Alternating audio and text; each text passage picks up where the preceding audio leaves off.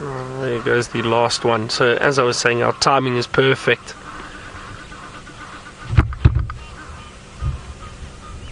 To see them moving through and swimming, that was just fantastic. Absolutely fantastic. I hope you enjoyed that as much as I did. Let's head it back to... let's head it back? Let's head back to Tara and see if she's still got those in Nyala, and if they are still doing their wonderful dancing display.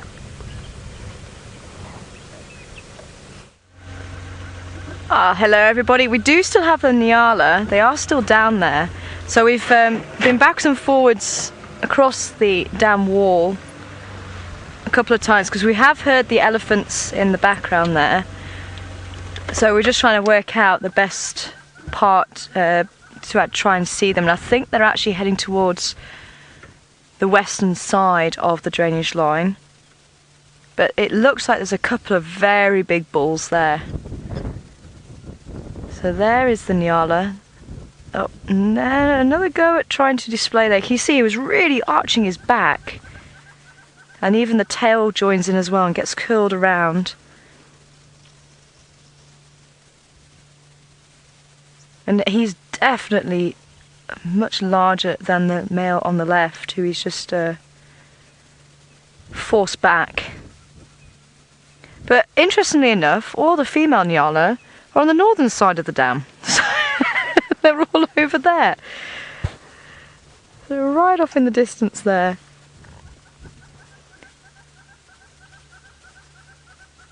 I think there's some Impala that's joined them as well. Those are Impala. So the Nyala were, I think, they've headed more to the right. There's actually a couple of dead trees a bit further right, somewhere around there.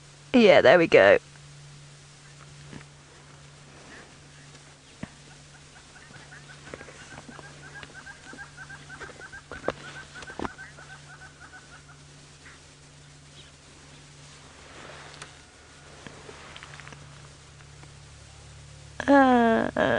Yep.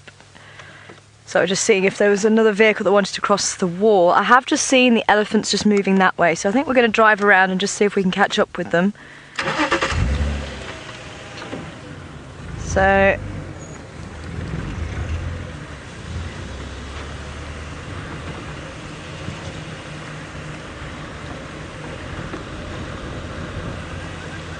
hi, Antelope. That's why I just missed the question.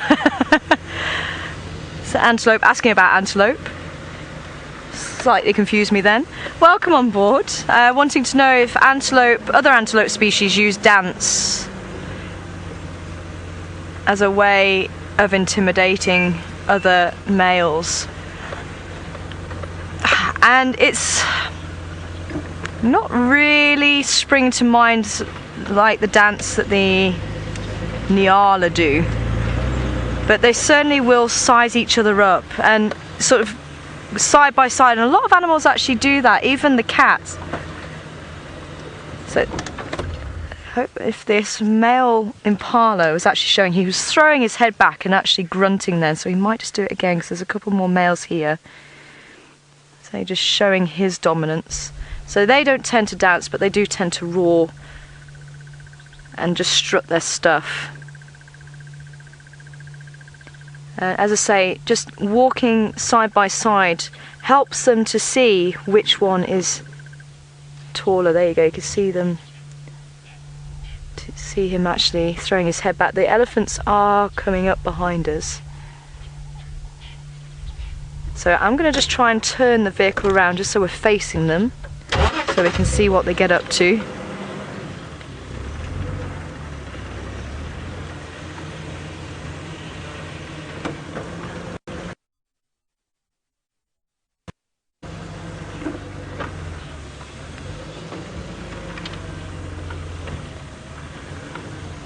He does look like a big bull.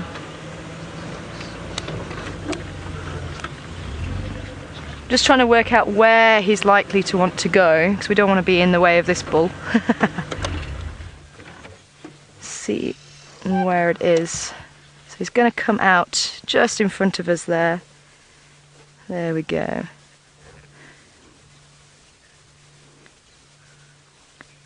Look at that. I'm wondering if he might just be going down to drink.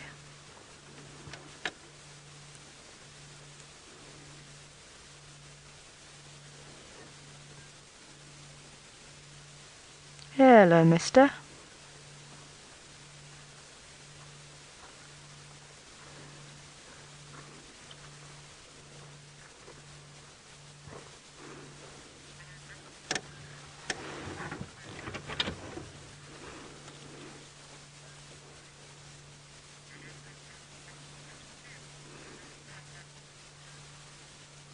Good afternoon to you.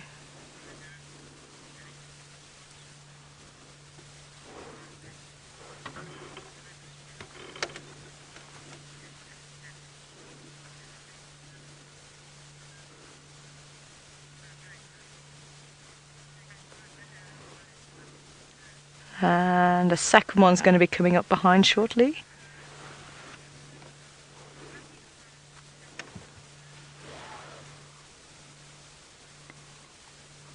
So there's a second one that's just coming through the bush where the first one came from. Now he's not in must. I'm not smelling anything. Ah. Quoted, welcome on board, asking if the bull we've just seen is the bull from Byron's herd this time, and I think there's a little herd with him as well. But Byron, 15 minutes, 10-15 minutes maybe just to get down there. I mean, it's not too far, but it is far enough that there's no way that elephant could have got here from there in that time, so pretty sure he is a different bull.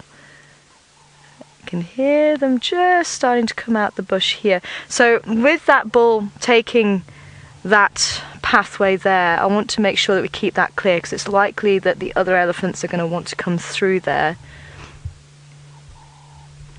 and obviously we don't want to get in their way. So you can just about see the head poking through. And I seem to remember this was always a spot that elephants liked. They always like to stop here for a dust bath, so apparently it's really good dust there. And the dust actually just helps to dislodge any parasites that might be on the body. Helps to keep the skin in good condition. And obviously during the summer they will actually put mud all over their bodies as well. And when the mud hardens, then that'll fall off and they'll actually scratch against the tree to encourage it to fall off, and that can also pull out ticks and any parasites that are caught amongst all the wrinkles in their skin. Now these look young boys, so maybe they're his entourage. As we were saying earlier on today, the young bulls tend to start breaking away from the female herds when they're about 16-18 years old, and then they go and find older bulls to hang around with, and they learn how to be bulls. They learn how to spar and fight, well, the same thing, spar and fighting, but they also learn what to do and the etiquette of being male elephants, basically. So it looks like they are learning from the big male who passed us. Now I think that big male was possibly in his late 30s, maybe early 40s, maybe slightly later, maybe mid 40s. Now that's quite a young bull that's trailing behind.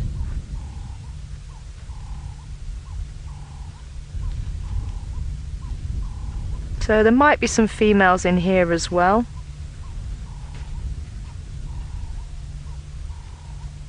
It looks like they might go down to drink, so I think it's worth us going onto the wall again, because they've taken a slightly different route. So the big male carried on walking towards the lodge, but these are just going down to the water's edge here, so it might be that we get to see them drinking.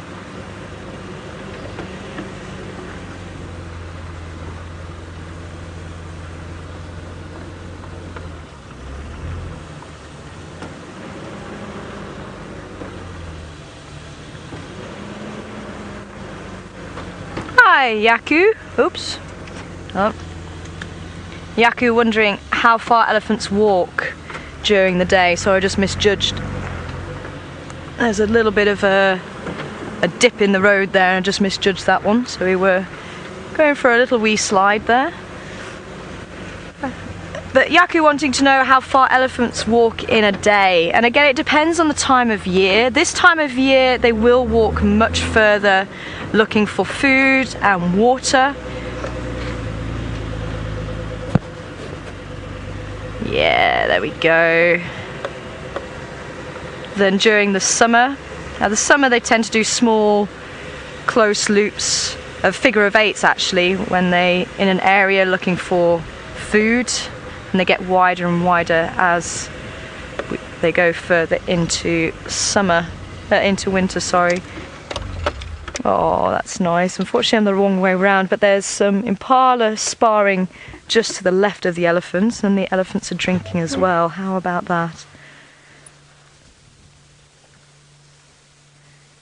Now, elephants are quite particular about the water that they drink. They don't like having any mud or grit or anything like that mixed in. So you notice they'll actually skim the surface of the water with the trunk and get the water that's on top.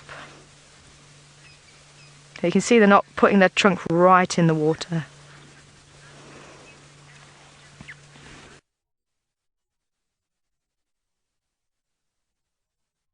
Sure, those impala rams are also really going for it at the back there. And the other big bull's on his way back to join these three boys. Look at that.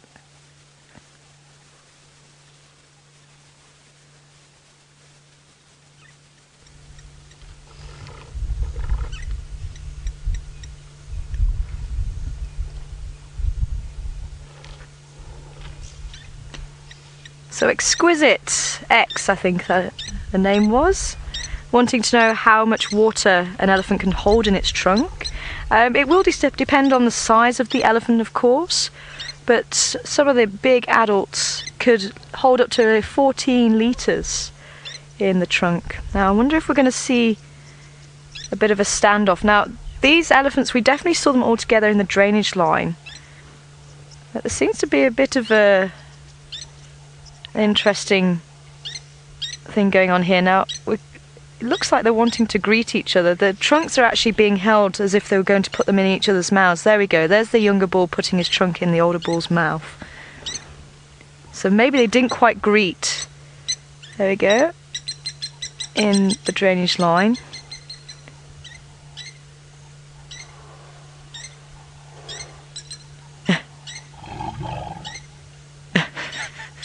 Apparently that's the best part to drink from. Again, look at him, he's just got the tip of his trunk in the water, filtering off the slightly cleaner water on the surface. Now they could drink up to 100 litres in one go. Chantel, synchronised drinking. Oh, and we've got another young bull coming in.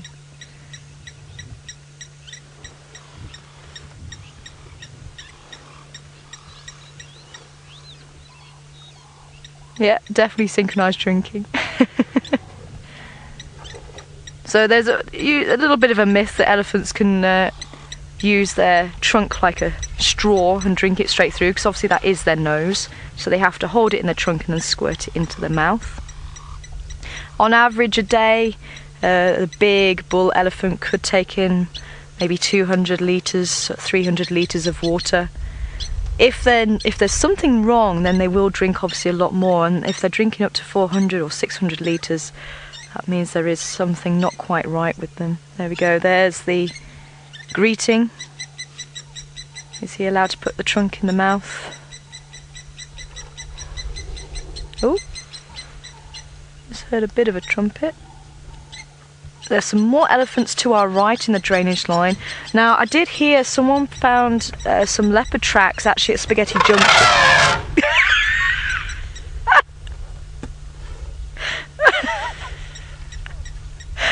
So he got moved out by the bull elephant, so the babies decided, you know what, I'm going to show my power to the impala instead. I don't know if you kind of saw that. I was just having a look for the elephants, see if there's any more movement from us behind. But they have found, yeah, just keep a watch on that bull. He's not happy with the Nyala and the Impala females. So there's a Nyala male just coming into shot there, and the Impala female's heading a little bit further around the waterhole. I think that's a good idea, girls. Oh, great. I think it does sound like everyone saw the little bull. Oh, there we go. Oh!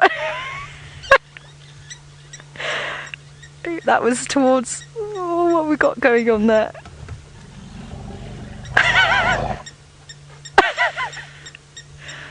What's their little one? Oh, it's the Nyala bull on the damn wall.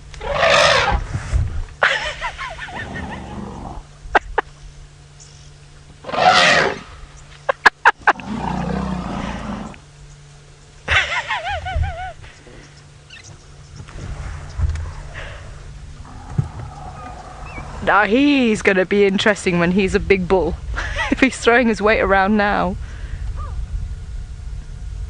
Oh, here comes the rest of the herd. I was going to say, he's a little bit young to be on his own. Here comes the rest of the herd. That's where his family are.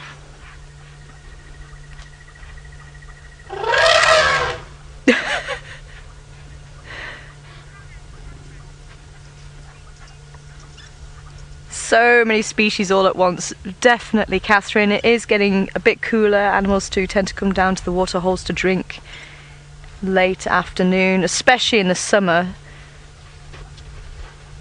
They're all coming down to drink now. So I'm going to stay on the wall because I'm hoping they're going to take the same route as the other elephants. It's been quite boisterous. I'm just hoping that they don't think it's me that's upsetting their little boy, so I'm just going to keep my eye out on them.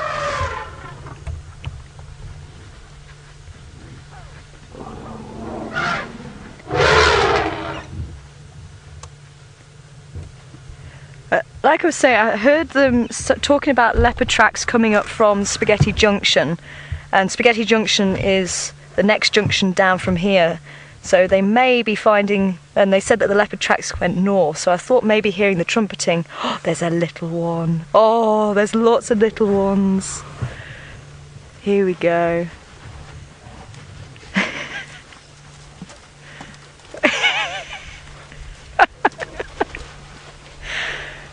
Absolutely amazing.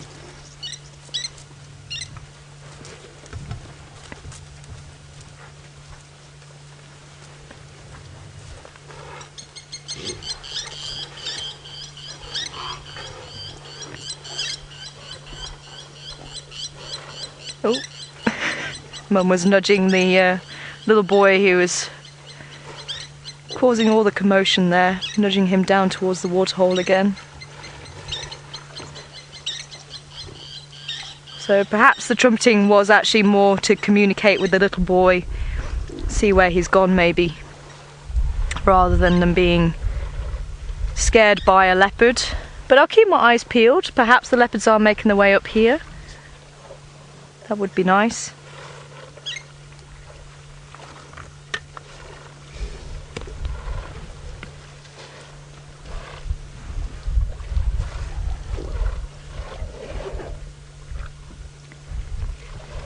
So a few people are a bit concerned about the lapwing. So the lapwing is rather just making a lot of noise. They do tend to get a little bit upset, but it is out the way. So you don't need to worry about that.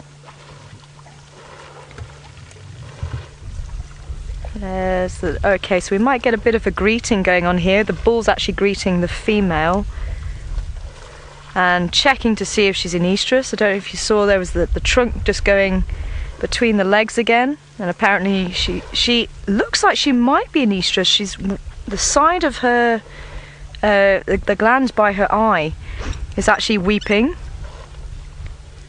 So that can be a sign that they're in estrus, or it could be a sign they're a bit distressed. So they might have bumped into the leopard a bit further down, because it doesn't look like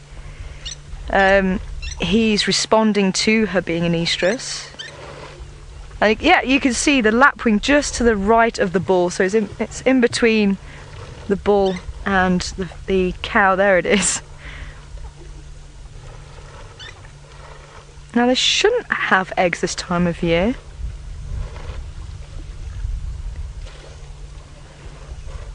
There we go, there's the greeting between the bull and the female. Sorry.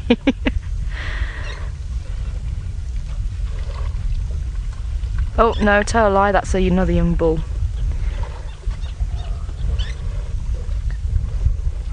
So that was the bulls, I think, that were with him earlier, so possibly wanting to try a little bit of sparring there.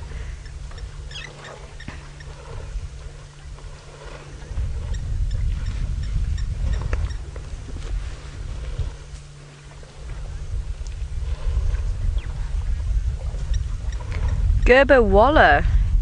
Interesting question there. Is there any explanation as to why the tails get raised horizontally?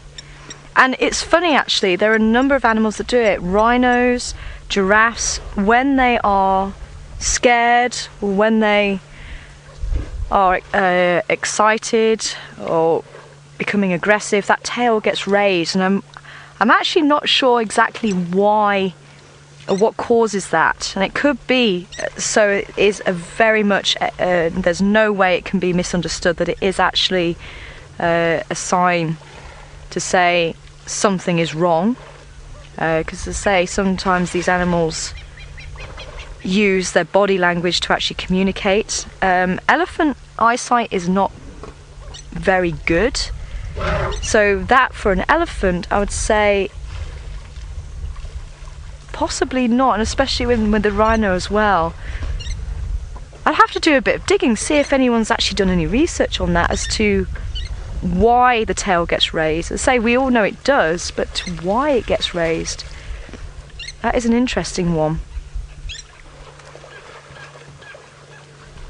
This is absolutely fantastic.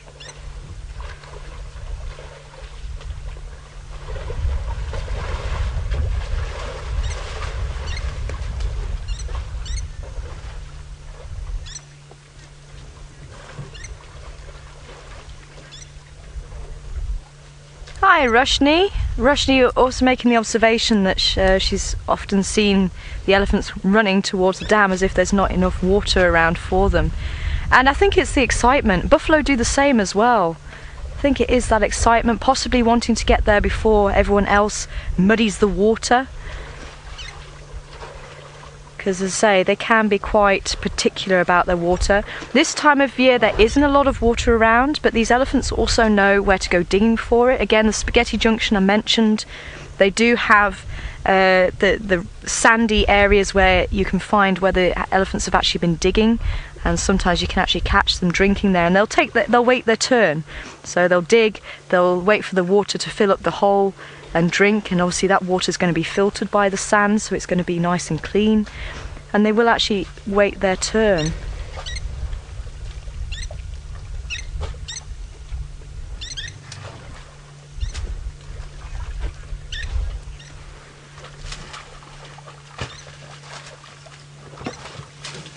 Oh right. Oh right. Oh, so there is actually a blacksmith lapwing nest. So they do still have a nest, or they did. Apparently one of them, the zoomies actually saw one of the elephants actually stand on the nest. I wasn't sure where the nest might be. So now I'm understanding why people were getting a bit concerned. I thought you were getting concerned for the bird, say, I know the bird's going to keep well out of the way. But they were trying to keep the elephants from trampling their nest. But unfortunately, this time it didn't work. I was going to say, I've actually seen lapwings dive bomb, and because they weren't really doing that, I thought they were just being fussy about the elephants coming down, because they do tend to get quite vocal. But when they're trying to protect a nest, I have seen them dive bombing the animals, trying to keep them away from the nest, which I didn't see this time. But unfortunately, as I say, possibly because they haven't done it, they've actually lost their nest, sadly.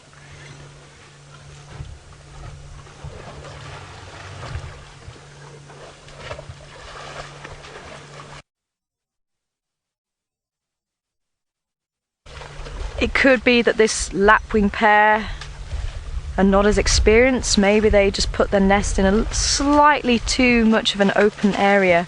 And so it'd be interesting to find out if someone has a screenshot and maybe put an arrow on it to show me where that nest might have been.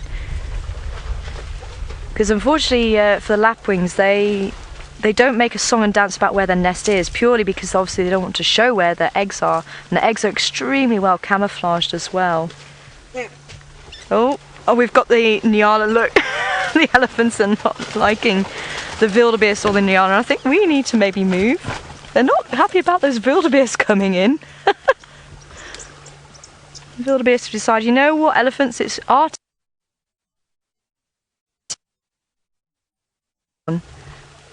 in the drainage line, because they are being extremely protective, considering it is Wildebeest.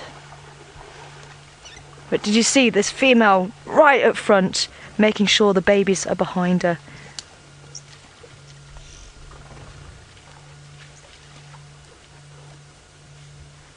Absolutely fantastic. So I think we're going to see what Byron's caught up with.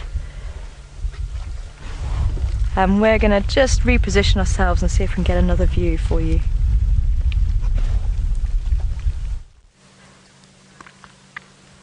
We found some zebra, and this zebra is posing beautifully for us.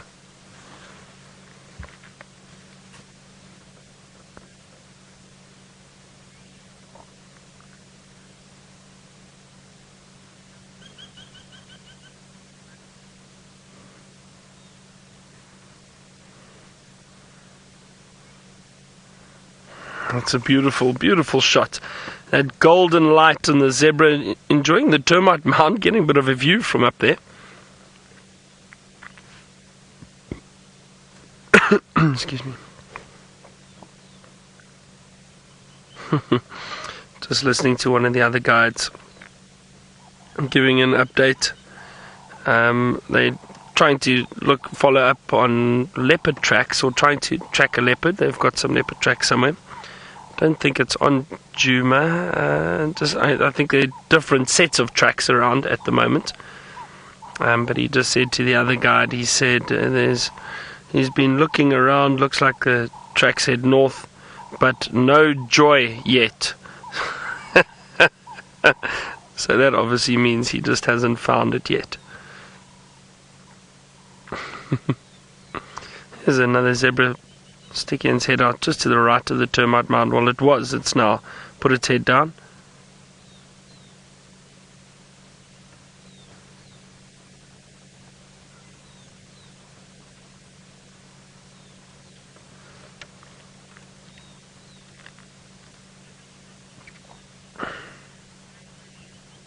So it looks like we've both had a lot of luck with elephant this afternoon. Tara's also had a wonderful sighting of the elephant near the dam, and it sounds like they're covered in mud at the moment. Let's head back there and see what they're up to.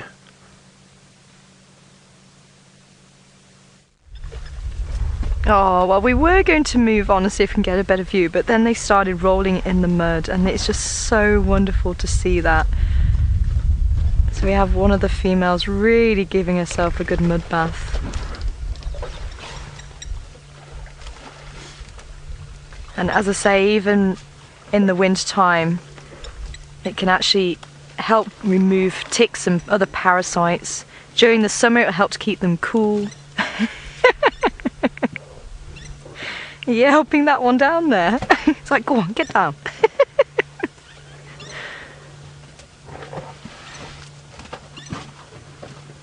It's absolutely awesome play for the little ones. They really seem to enjoy having a mud bath.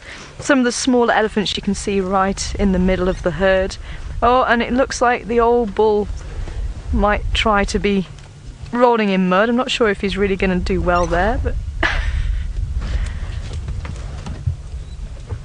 first time I've seen this before.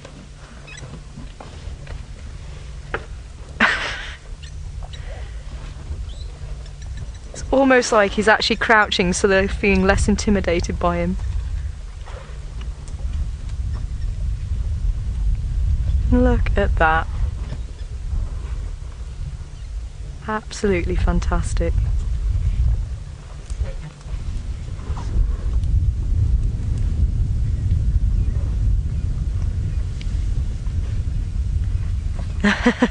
Luke the Duke, I think I totally agree with you. Elephants are so much better than humans.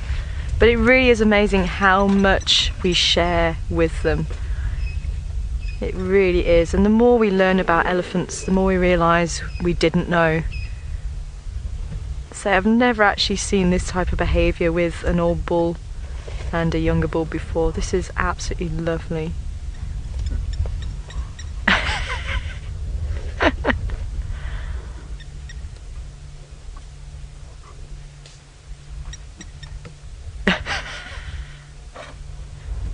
Now, you see that tail swishing? That's very common for the elephants to kind of keep tabs on where the other elephants are. And especially with the females, with the babies, you'll often see them just smacking very lightly their baby just to make sure they know exactly where that baby is. There we go, there's a bit of sparring going on now. Yeah, I think he probably is around his 30s, mid-30s, that bull. Doesn't have very deep indentations in his skull. The length of the tusks are controlled by the genes, but you can generally get a gist of how old they are as well through the tusks. You can but as I say, you can't just go off of that because it is determined by genes. So some elephants are able to grow much larger tusks than others. It's certainly looking at the indentation in the head, the height of the animal.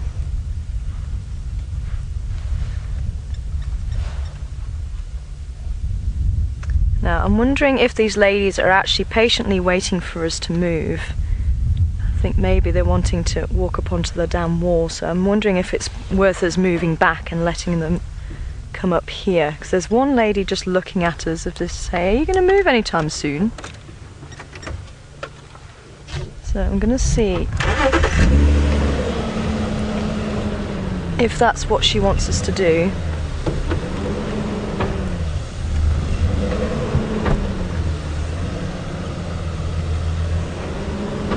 Oh, and I think we've got something just to finish off that sighting for you. So I think we're going to cross over to Byron and have a lovely sunset.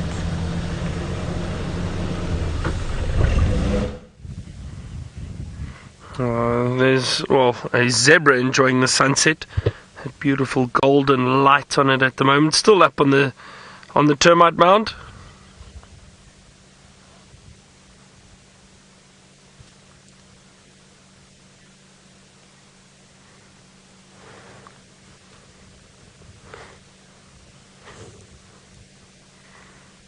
A very, very beautiful sight.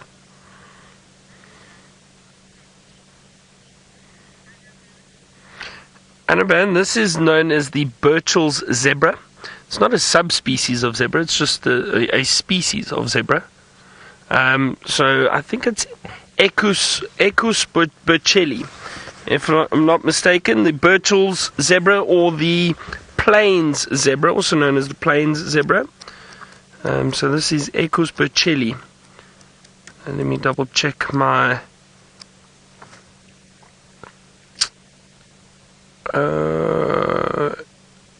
no, I beg your pardon. So it seems to, unless I'm completely mistaken, it seems to have changed. Equus quagga is the scientific name for the Plains zebra, which is this zebra. Or the it used to be called the Burchell zebra, and now it's Equus quagga, the Plains zebra. I must actually double check because this book of mine is a little old. It's from when I started training. So it's a little old. I may have to invest in a new mammal book. Perhaps I've discovered new mammals since then.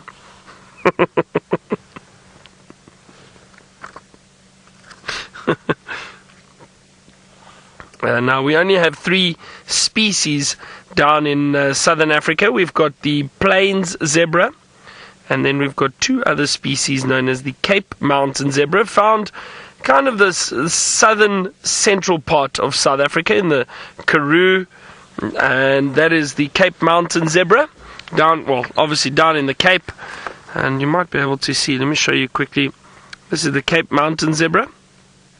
And that one. See, the stripes don't go all the way down the belly. They stop in very white belly. Those stripes are a lot closer together. And then the other one is the Hartman's mountain zebra. Sorry, this is the plain zebra, which we see. You see how those stripes go all the way down, right around the belly. Stripes much wider apart, and that prominent brown shadow in between the black and white stripes. And then the other one over here is the Hartman's mountain zebra, and that one is found up in northwestern South Africa. So right up, almost in the Kalahari, and then up into Namibia. That's the Hartman's mountain zebra. Looks very similar to the Cape Mountain zebra. So those are the three species we get down here. Alright, well, I think, Senzo, shall we ride off into the sunset? I think let's carry on and see what else we can find. You can just call me John Wayne from now on, everyone. And my horse, Wendy. And we will be on our way into the sunset.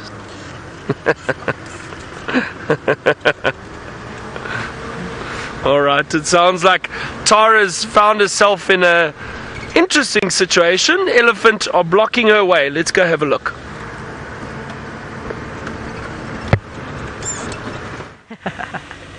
Yep, they do. So we're going to try and check out what's going on along Twin Dams Road.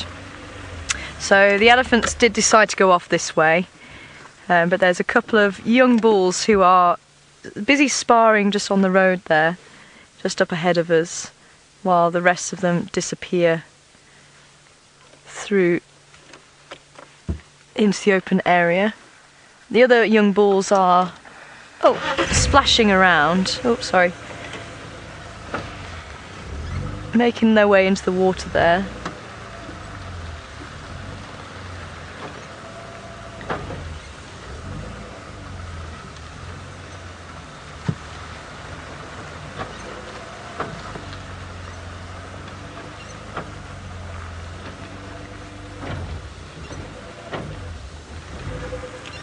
Just while the rest of the herd are making their way off into the open area.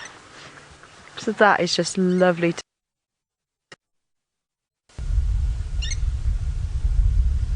With the youngster still looking on. Amazing.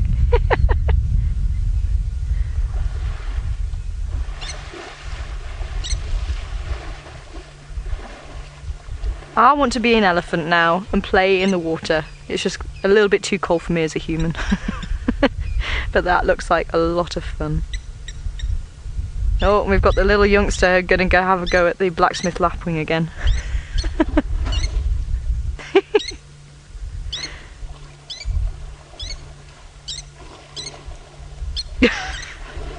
He is going to be a handful.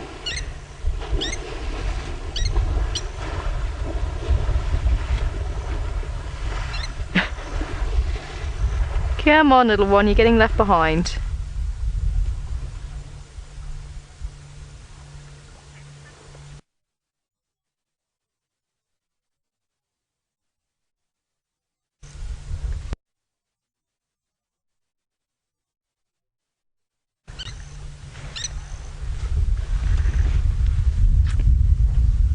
Hi, Yana. Yana asking if I've ever been charged by an elephant. I have.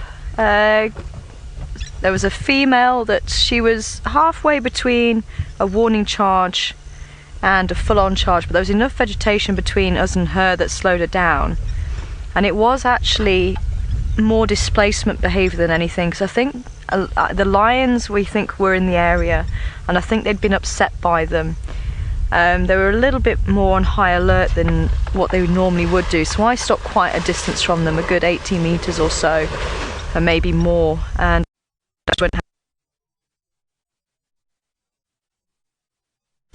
got to breaking point, and she decided she was going to displace her behaviour towards to me, and she came for us, but she, as I say, she had to go around the bushes a little bit, so she didn't have a full charge. So by the time she got to us, she had slowed down quite considerably.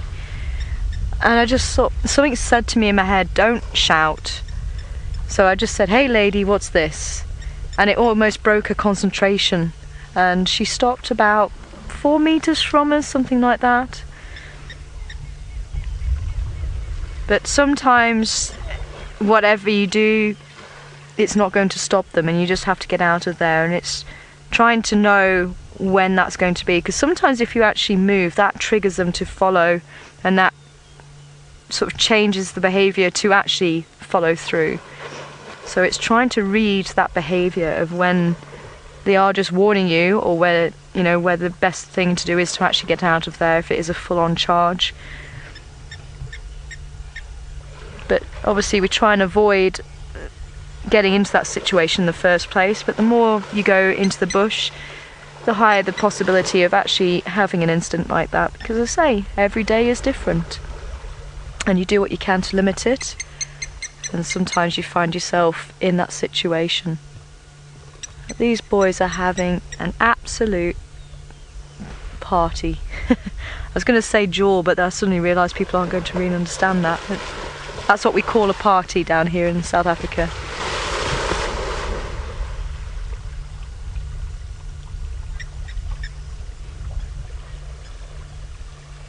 Hi Jason. Jason asking why elephants spar. They're actually learning how to place their tusks, where to place their tusks, learning what their capabilities are. They're building up the muscles, so when the day comes that they really have to do this for real, and they're fighting over a female, because they're not territorial, it will be over a female, then they know what to do. So this is all very important behaviour for them. Now, like I was saying earlier, you can't really go off just tusks alone. Some elephants will grow longer tusks than others, and you can see these two boys, they do actually have different sized tusks, but they look roughly about the same age. Maybe a year or two difference, but not much. But the bull that's now in view, he looks like he's got slightly longer tusks than the bull behind him.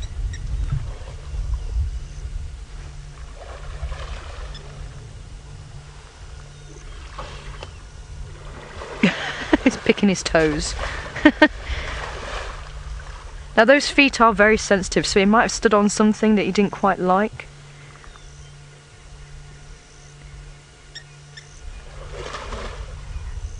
But yeah, quite a big size difference actually, the tusk. You can just about see the tusk of the other male showing through there. I'd say size-wise, there's not much in it. For the size of the elephant, but yeah, those tusks are probably about 3 times longer, but they're probably both around early 20s or so. So yeah, the bull on the right maybe early 20s, bull on the left maybe about mid 20s.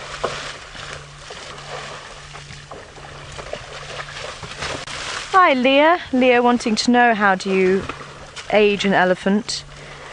I say it's not an exact science, it is a bit of guesswork. You kind of have to look at everything, so the indentation on the head, as I say, the length of the tusk, but as I just shown, you know, there is a big difference between the ages. Looking at the height of the elephant as well, so these two have got some growing to do. But you try and put everything together, whether they're still with the herd or not, whether they've broken away from the herd. Drink break. Time out. That doesn't look very nice water.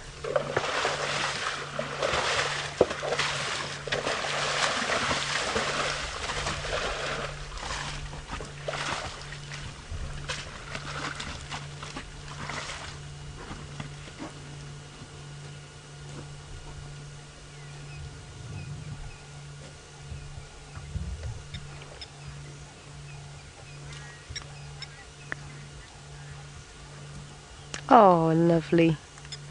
So, I think we're going to...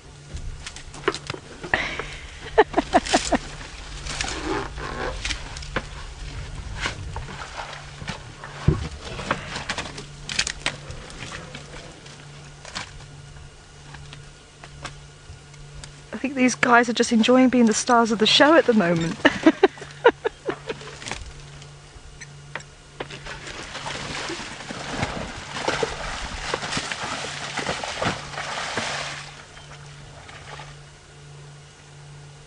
So while these two take a time out, I think we're going to cross over to Byron and see a beautiful orange sky with him.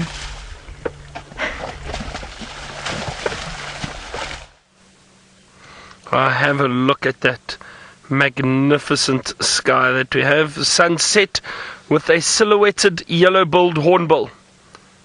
Isn't that beautiful? Oh, off it goes.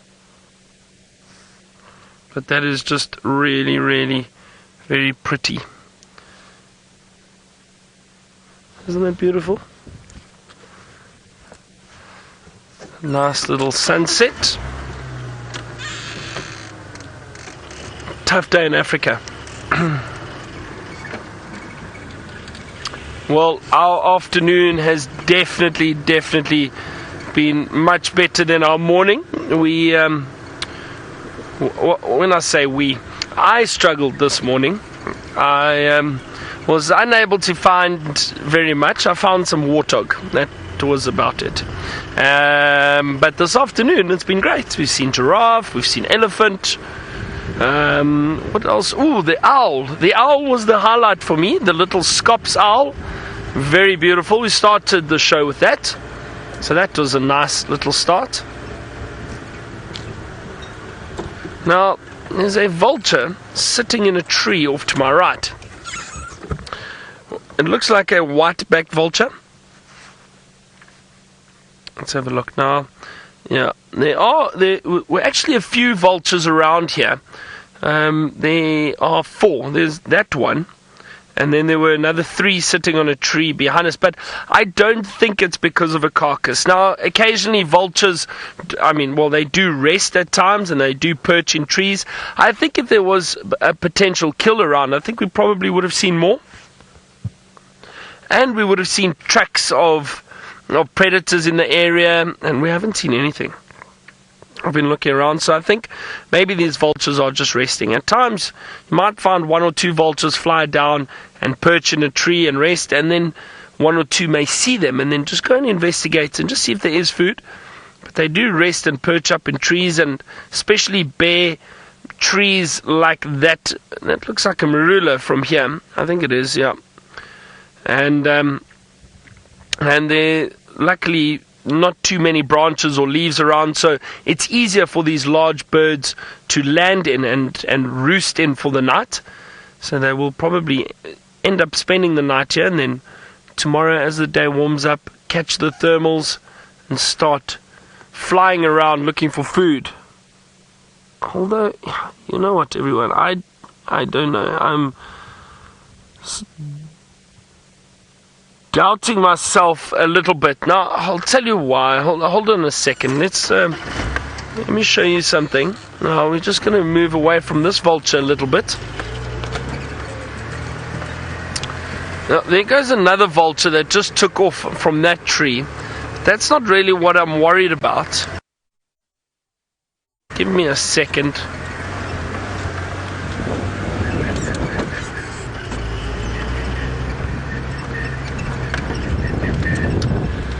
Now, I've spotted another bird of prey. Now, this makes me curious. Let's see if we can get it from here first. I don't want it to fly away. Straight ahead, Senzo. You've probably spotted it already. There we go. Do you see that? That is a Bateleur Eagle. You see it sitting in there. Now, why I say I'm curious is because the Bateleur is actually a scavenger. Bateleur and tawny eagles are both scavengers, and they often will go and get to a carcass or a kill before the vultures do. And the reason for that is these eagles fly a bit lower than the vultures, and their eyesight is also very good, and they will try and get in and scavenge off a kill before the big vultures arrive.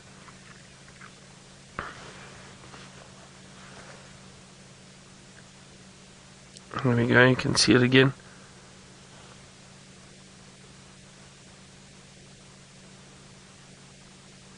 So as a, Senzo just had a little moment there quickly on the camera. Yana, you asked what is my favorite bird of prey, and that is a martial eagle. Martial eagle is my absolute favorite. Now, this, as I was saying, with these, well, the sign of this Bateleur Eagle around, I don't know, I think, because now there are a lot of vultures around, so that would make me think, because there is a bird of prey that's a scavenger, a little Bateleur Eagle, and then of course these vultures are around, dotted around here. I wonder if there wasn't anything that maybe died of natural causes. I can't smell anything. I haven't seen tracks of anything. There's no sign of lions around, so I don't know. However, this little area that we're in, I think these Bateleur, I think they've got a nest nearby. I know even James used to see them around here. There was a juvenile Bateleur around for a long time in this area, so I wonder if they don't have a nest nearby. That would make sense. And then the few vultures dotted around, possibly just resting for the night. If there was a carcass, we may see them fly down and sit on the ground, possibly, if there aren't any predators around. I don't hear anything, don't smell anything. I don't think there's a carcass here. But it's always good to have a look. Now, Snazzy, you asked if different scavenger birds would fight at a kill. Definitely, Snazzy, definitely. Now, the best examples I can give are, usually what happens is the birds to arrive first at a carcass, the birds of or scavengers, let's say the vultures, for example, you'd have the hooded vulture. They often get there first because they are the smallest of the vultures that we get out here. So they arrive first, then often the white-backed vultures will arrive, and if it's a big carcass, you may get... Do you want to get the sunset there, Senza? Do you want the silhouette with the vulture? Okay, hold on a second.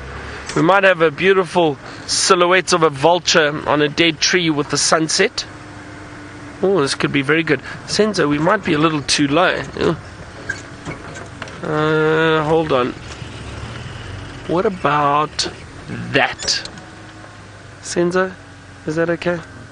I think that's lovely. Look at that. Yeah, you know, vehicle positioning, Senza.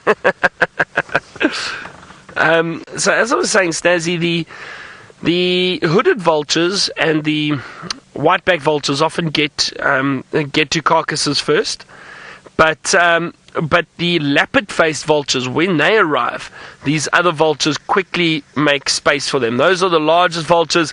They can get quite aggressive. They're really big, really powerful. And I've seen these other vultures move out the way very quickly.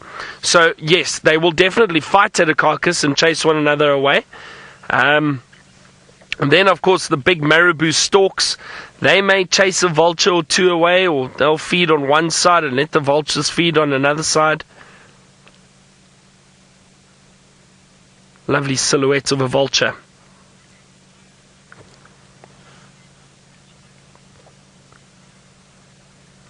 Laura Moore, you say the cameramen are such artistes. They are indeed.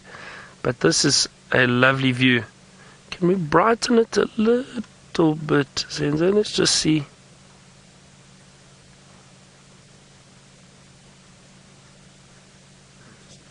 That's beautiful. That's beautiful. No, that's fine. And there is our sunset, our afternoon sunset.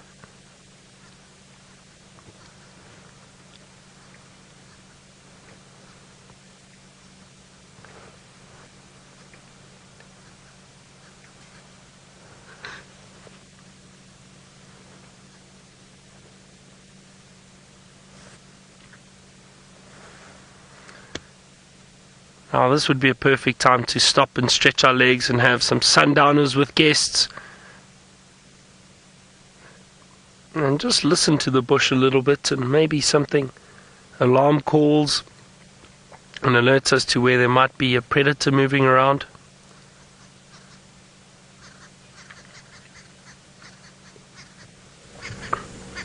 Sounds like some arrow mark babblers calling. Not far from me.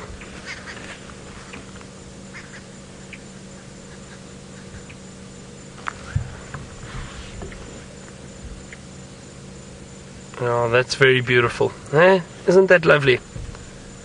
I still think the best silhouette I've ever had on Safari Live was with, some of you might remember, I think it was last year, if I'm not mistaken, I think it was last year.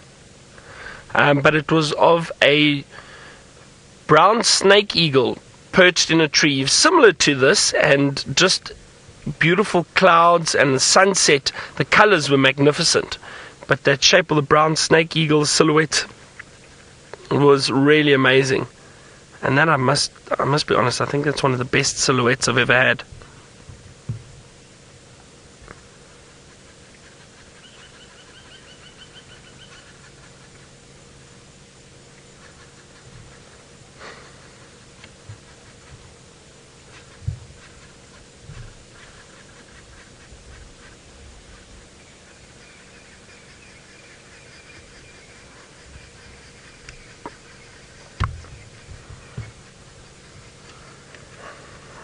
Well, I think, shall we continue?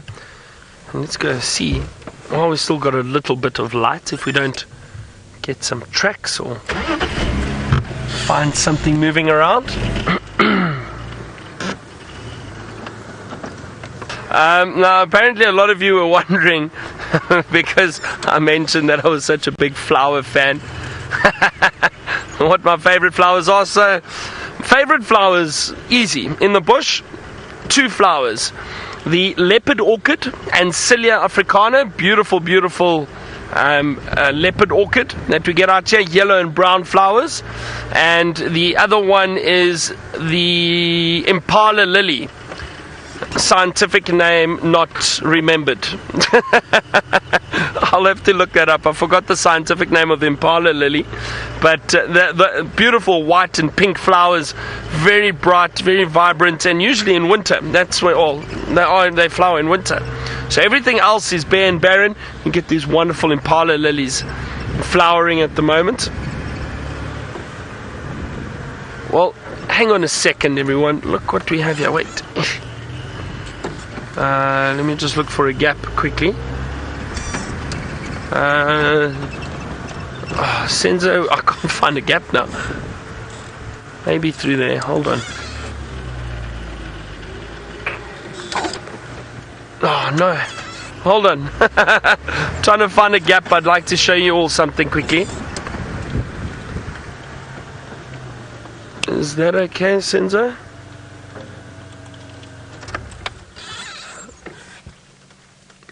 Beautiful sunset off to our left.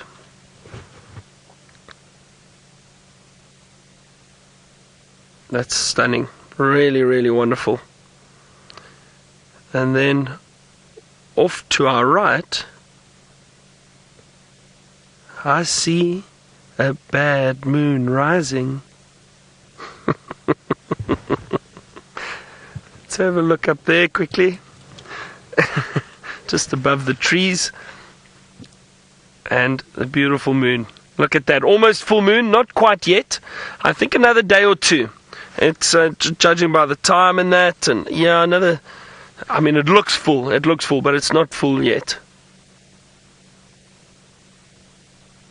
Isn't that beautiful?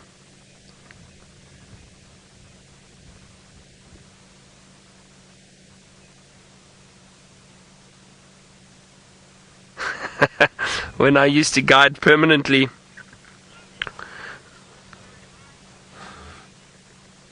Justin, you say this is too beautiful. This is wonderful. This is really, really wonderful. But when I used to guide full time, when we had a beautiful full moonrise. Sorry, Senzo was just pointing something out to me. He says it looks like there's a footprint on the moon. If you look the top left-hand side of the moon, what would you say, Senzo? 3 toes and a back pad. So a honey badger missing 2 toes. Huh? A three-toed honey badger. That's what Senzo says. Walked on the moon because of the back pad. It looks like there's there are different sections to the back pad. I agree with you, but I'm not sure how it lost its two toes. But I get what you're saying, Senzo. I think so.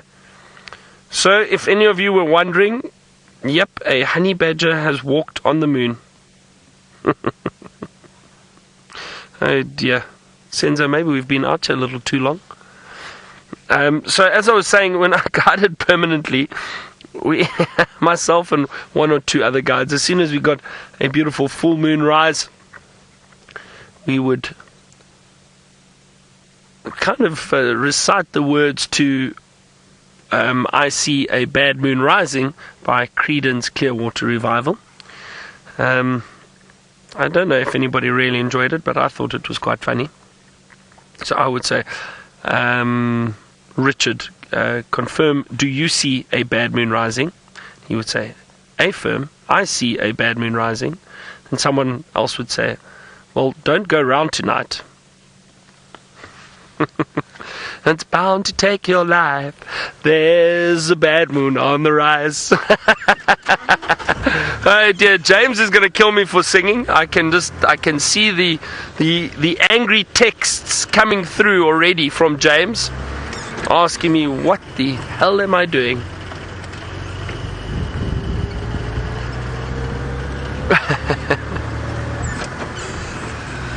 Okay, well, it sounds like Tara's managed to fight off and fend off some gremlins, but she's got some birds in the road. I'm assuming they're Franklins. Let's go and have a look and see.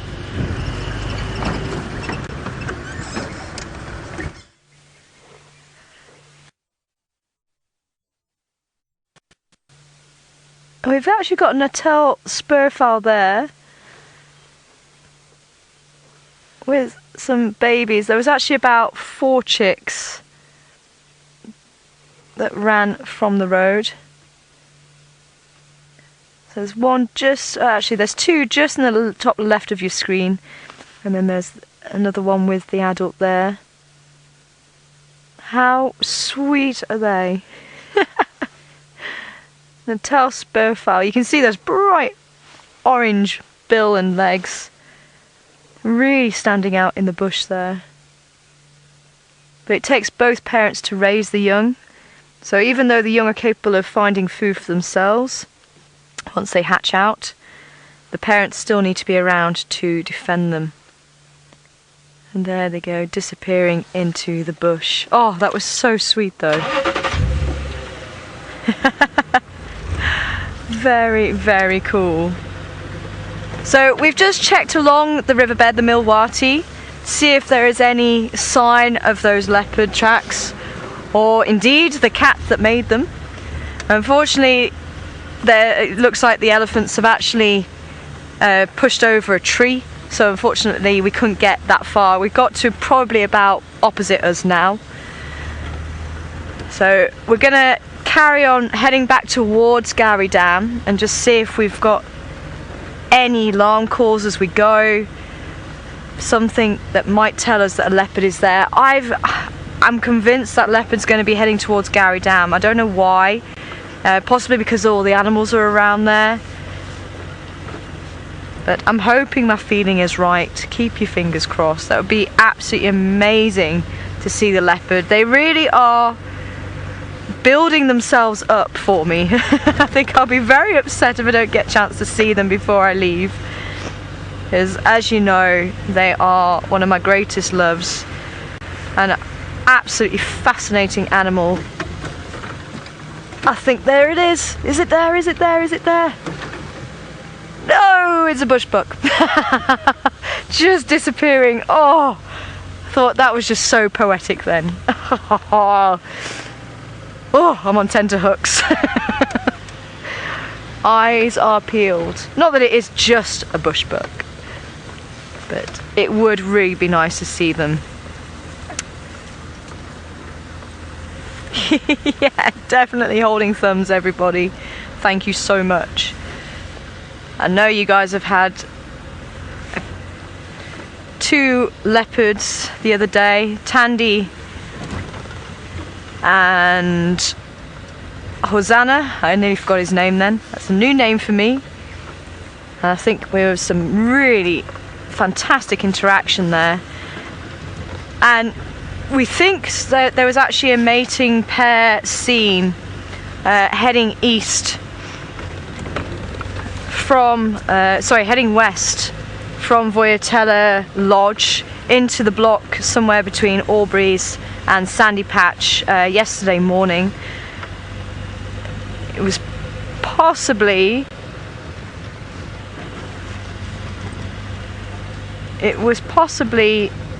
Tandy or Shadow. I'm not entirely sure who. We think possibly Tandy, maybe seen with Tembo, which would make sense with maybe why Hosanna was around. Maybe he was picking up on her being an estrus. But while we carry on seeing if we can find any sign of the leopard, I think we're going to cross live to Jamie in the Mara with some of the animals crossing. Enjoy that. That would be spectacular.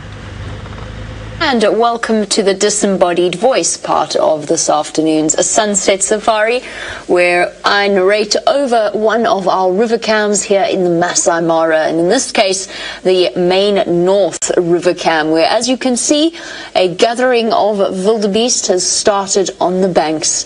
It seems as though it's crossing time once again. Just a quick introduction, because otherwise I'm going to continue to be a disembodied voice.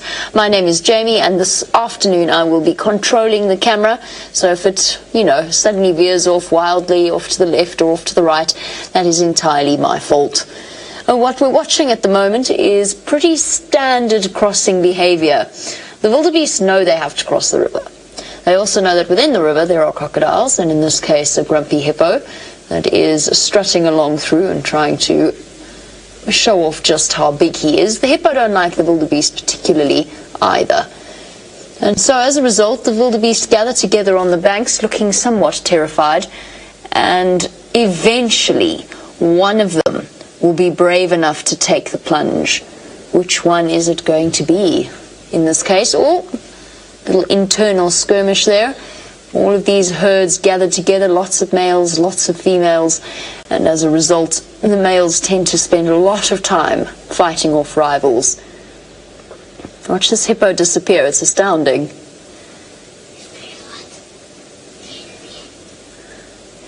Now, Rita, you would like to know if the wildebeest signal to each other if there is danger around. Yes, by running away. That is essentially the way that they signal to each other, at least at the river crossings. When you're looking at a situation where there is a lion, for example, and the wildebeest have spotted it, what they'll often do is a sort of a sound. I don't know how accurate that was, but it's as close. What was that? Did anyone else see a head pop up over the left there? Is there a lion there? Did I imagine that? Did anyone else see the head on the left? I saw a bird, but I thought I saw a head pop out of the bank. I did see lions on the river cameras earlier, but not at this crossing, but one not too far away. Let's just keep an eye on that. I can't quite work out if I imagined that. Maybe I did, maybe I didn't. I'm not 100% sure, and unfortunately we're on the northern end of Main North, which means that we only have a long distance view of the gathering wildebeest. Let's just see if I can spot anything. I can't work out if I'm going completely mad. Is that a...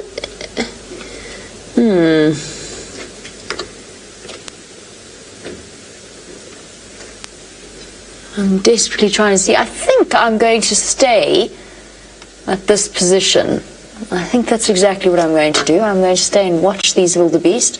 Earlier I narrated, I can't remember if I narrated the crossing or if I was just looking. I think I was just looking because the crossing was already halfway through. And I was so distracted by the wildebeest climbing up onto the opposite ends of the bank that when I returned the camera to where they'd originated from, I'd completely missed the lion kill right out in the open, and I got some serious death stares from people who were in here with me for messing that one up. So I think I'll stick there for now. We were talking about warning each other of danger. I don't know whether any of you have ever watched that YouTube animation of the wildebeest gathering on the crossing, and the one is trying to convince the other one without speech, but with just little speech bubbles, that the log that they're looking at is in fact a crocodile. But I cannot help but see that every time I witness one of these crossings. That's what's going through my head the entire time. Log, crocodile. Log, crocodile.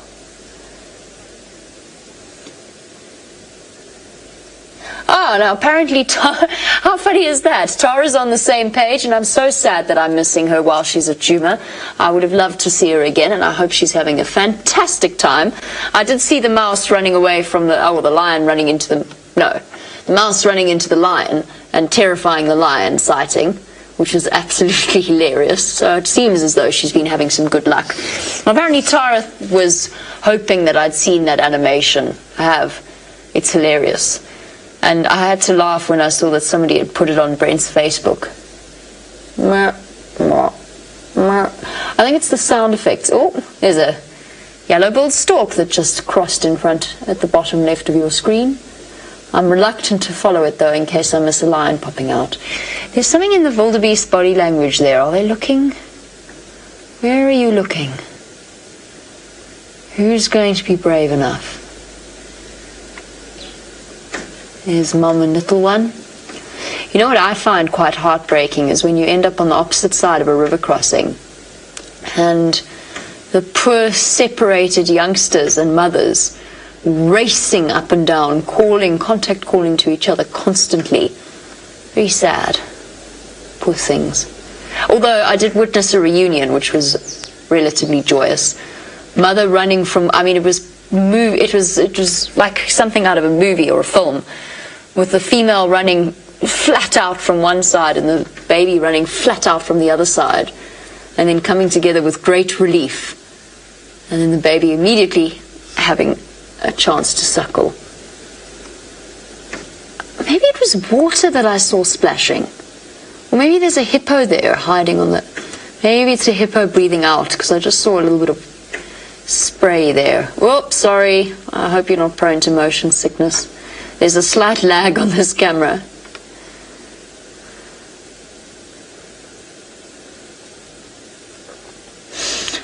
Mercedes, here's the confusing thing about the crossings. I think it might have been a hippo that I saw. Here's the confusing things about the crossings. So Mercedes' question is about when do they next cross back, or do they stay there for good? Sometimes you get crossings going in the opposite direction. So during the migration, it all becomes a little bit confusing. There's rain on one side of the reserve, then there's rain on the other side of the reserve, and the grass is a little bit greener for a little bit longer. So I think it is a hippo. The wildebeest and the zebra do move backwards and forwards, so there's no saying.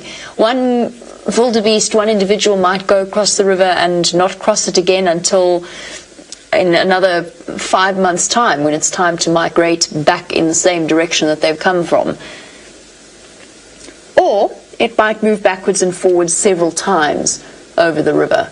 It's impossible to say for certain. But they do often cross backwards, which seems so pointless, doesn't it? Running that gauntlet more often than necessary. See, the wildebeest looking for the crocodiles. Riti, the herd doesn't really have a head. So Riti was wondering if the head of the herd will forge across the river first, risking life and limb for the rest of the group. It doesn't really work like that. Remember, this herd is not one unit of wildebeest. It's several different units all clustered together. And so it either happens to be the bravest wildebeest that jumps in, or it happens to be the one that's been pushed so hard from behind by the other wildebeest that it's kind of had to either jump in or fall in. Oh, there's a little bit of wildebeest action at the back, and one male that's looking in the wrong direction, off to chase a rival. So no, it's not the head of the herd, although I think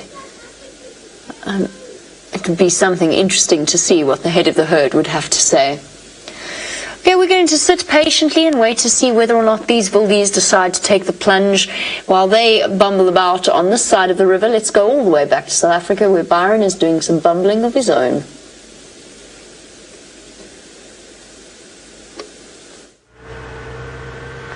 Well, I am indeed. I'm searching the trees for owls. I'm searching for leopard. I'm searching for everything, really. Nothing just yet.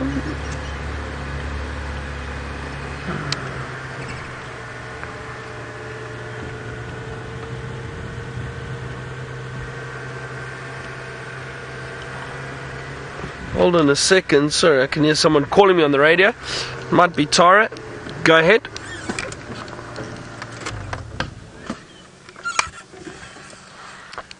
I'm about to come out on Twin Dams Road. I'm just south of Chelepan.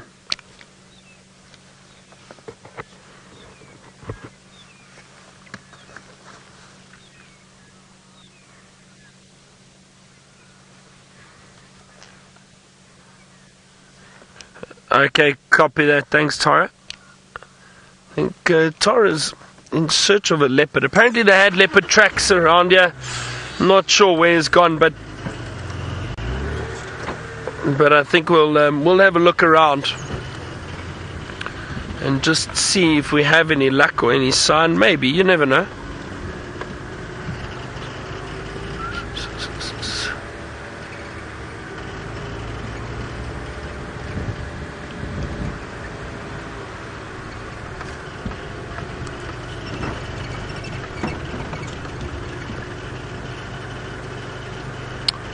Rottweiler, interesting question. You asked if all the predator species were the same weight and size, which one would be the more dominant?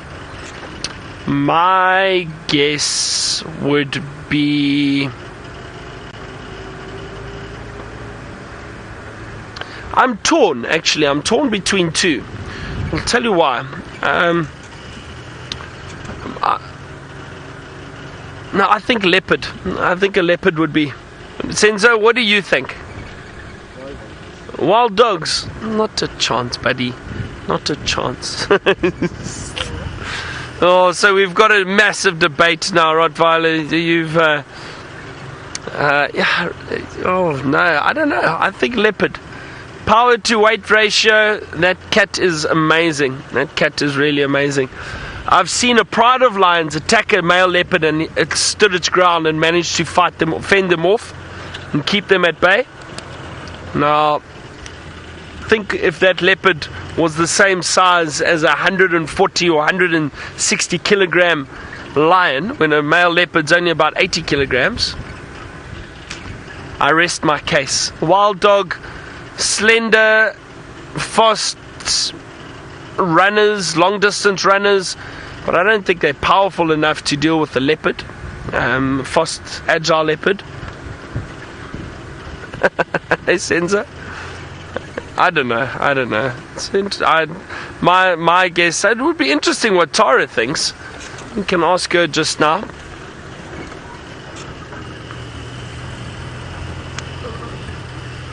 I'm just having a look, scanning these trees carefully here.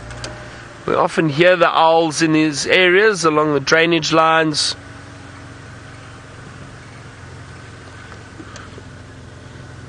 Alright, well, it sounds like Tara is also scanning trees at the moment. Let's go and see if she's had any luck with owls and ask her what she thinks about your question, Rottweiler.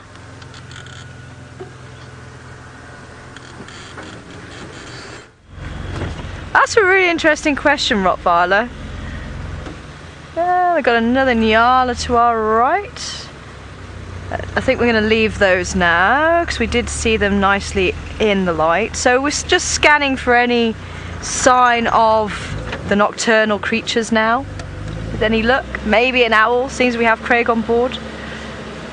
But yeah, I'm pondering that question actually, because if all the cats are the same size, then they would have the same capabilities. So the cats would kind of be one, if you like, apart from the cheetah. The cheetah would still not be that strong, sorry boys, compared to leopard or lion.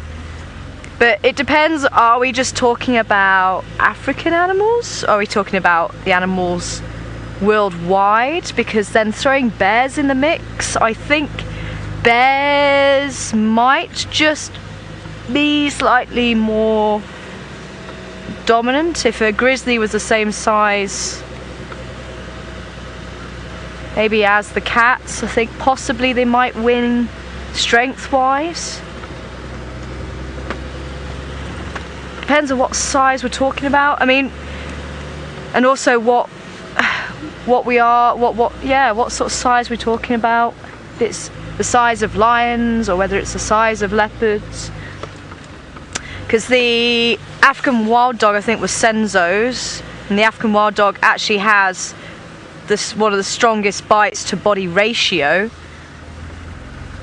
So even though the hyena has a stronger bite, it is a larger animal.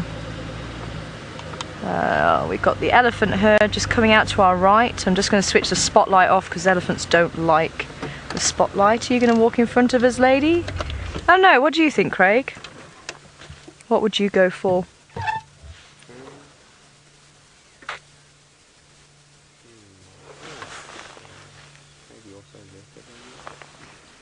Yeah, if we're not throwing bears into the mix, I think I'd go with the cats.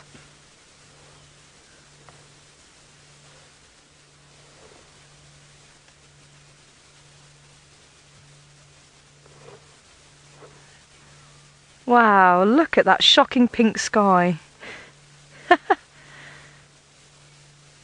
The silhouette of the elephants.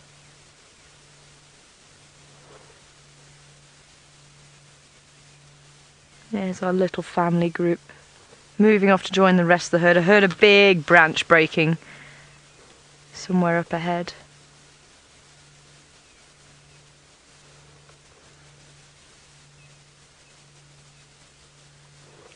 Another day is drawing to a close. Obviously for some, but the day is just beginning for others. So fingers crossed. We still have some drive time left. So I'm still hopeful,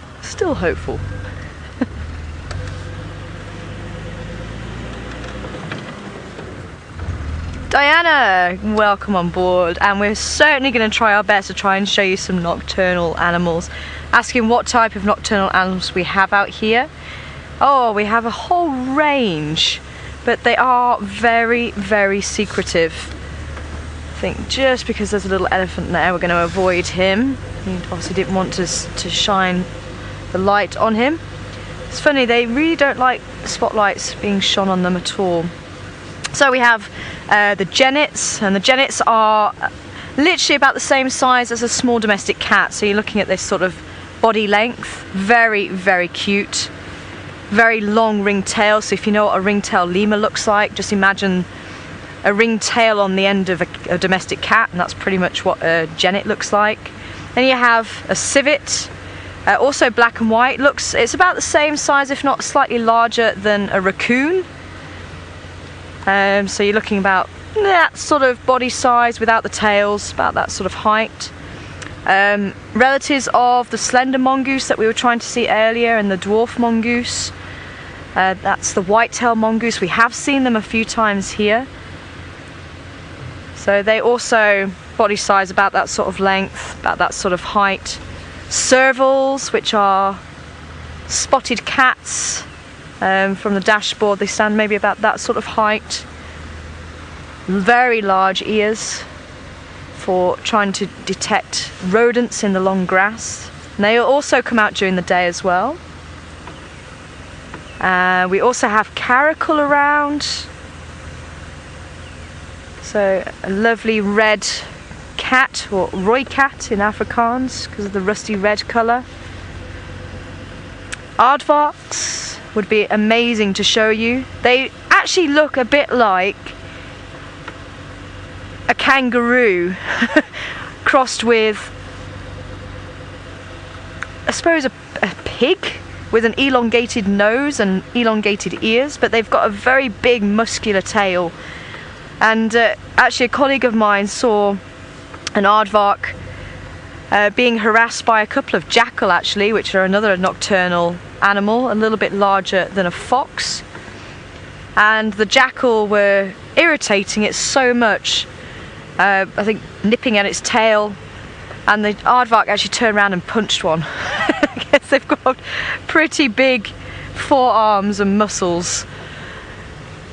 So they might not move very fast, although I have seen them move. There was one that ran around the vehicle twice, and he actually bounced a bit like a kangaroo, which was quite amazing. I didn't realise they moved like that.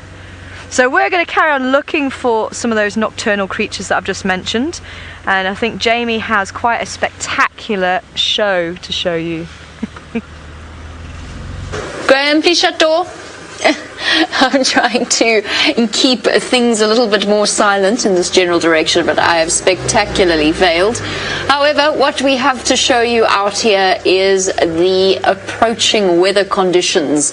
Now, this is the crossing that the Wildebeest were at, and just have a look at the intensity of this particular storm.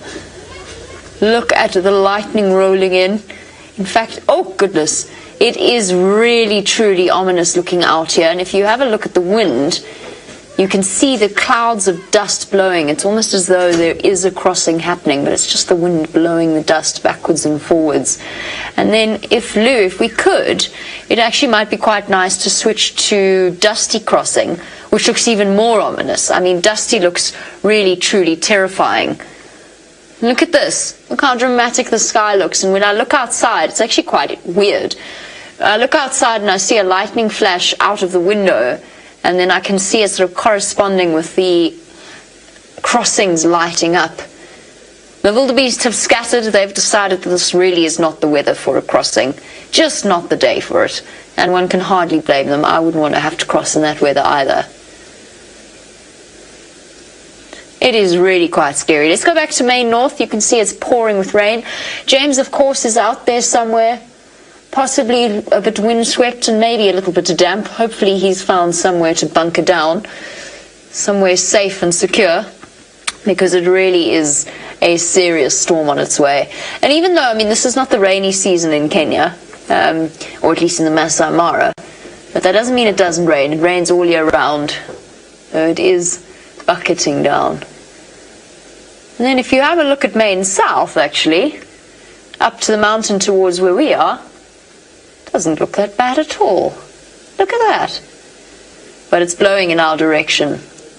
So on the other crossings, you were looking to the south. If you compare the way that the water was flowing, this way you're looking to the north, and in the direction of where I'm sitting up at the top of the mountain. Very ominous. And I think it's safe to say that there are not going to be any crossings anytime soon. And in fact, it's starting to get a little bit too dark for these cameras. So for now, the team in the Mara Migration Control, which consists of me, will be saying a farewell to you all. And we'll send you back to the hopefully dry Byron in South Africa.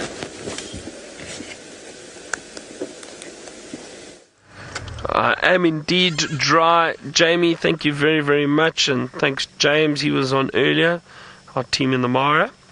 And we've got a little scrub here. Look at those ears twitching, listening very, very carefully. They're very alert. It's a thumper.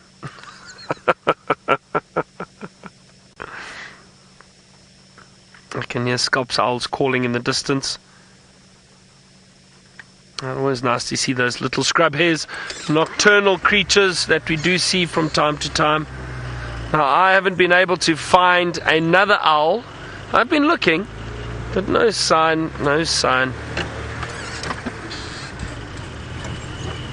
You could just hear the scops owls calling in the distance up there. Maybe we bump into one up there. But it's been a wonderful day. An elephant afternoon, definitely. Loads of elephant for both Tara and myself. And that is always wonderful. No cats today though. But maybe tomorrow, you never know. Maybe tomorrow we have a pride of lions and some leopards. Who knows? Who knows what the morning holds for us on our sunrise safari?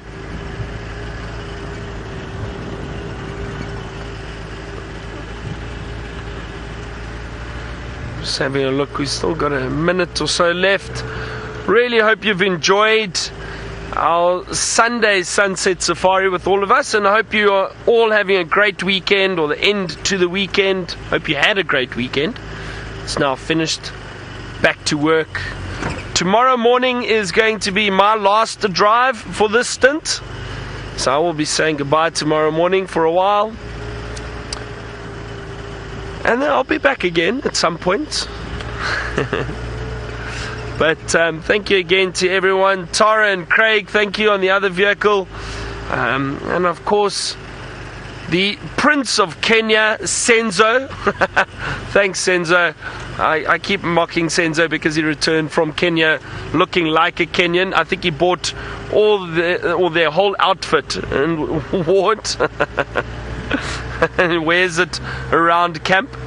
And of course, a big thank you to all of you, the viewers, for the questions, comments. Hope you enjoyed it.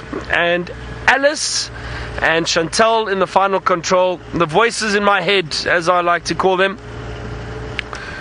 We will see you all tomorrow for our sunrise safari. Good night, goodbye. Have a wonderful day, wonderful evening. Bye, everyone.